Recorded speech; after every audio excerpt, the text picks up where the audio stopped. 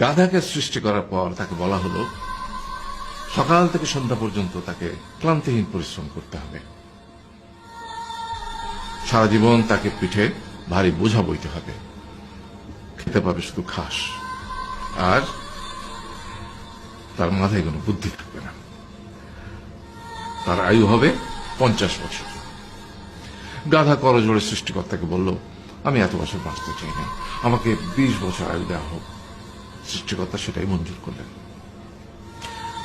কুকুরকে যখন সৃষ্টি করা হলো তখন তাকে বলা হলো যে সে হবে মানুষের সবচেয়ে বড় বন্ধু, কিন্তু সে খাবে মানুষের উচ্ছিষ্ট, এবং তার আয়ু হবে 30 বছর।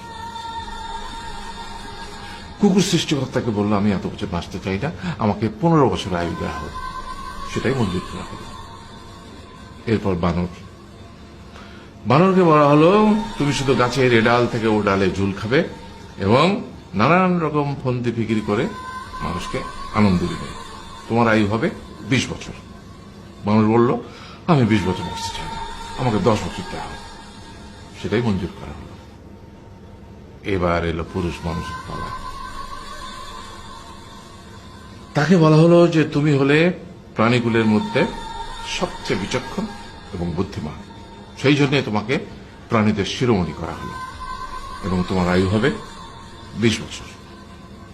তখন পুরুষ মানুষ বলল, করজোড়ে বলল সৃষ্টিকর্তাকে যে 20 বছর আয়ু অত্যন্ত কম, হে প্রভু, আমাকে ওই গাধার সে যে 30 বছর আয়ু চায়নি সেটা আমাকে দেয়া হোক, ওই যে কুকুর 15 বছর ফিরিয়ে দিয়েছিল সেটাও আমাকে দেয়া হোক, আর যে বানর 10 বছর নেয়নি সেটাও আমাকে দেয়া হোক। 20 বছর অত্যন্ত কম, আমি দীর্ঘদিন বাঁচতে চাই।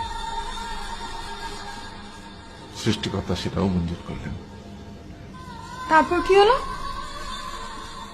সেই থেকে ছেলেরা পুরুষ মানুষ হিসেবে বাঁচে 20 বছর, তারপরের 30 বছর সংসারের বোঝা পিঠে করে বয়ে বেড়ায়, সেটা কার মতো? গাধার মতো।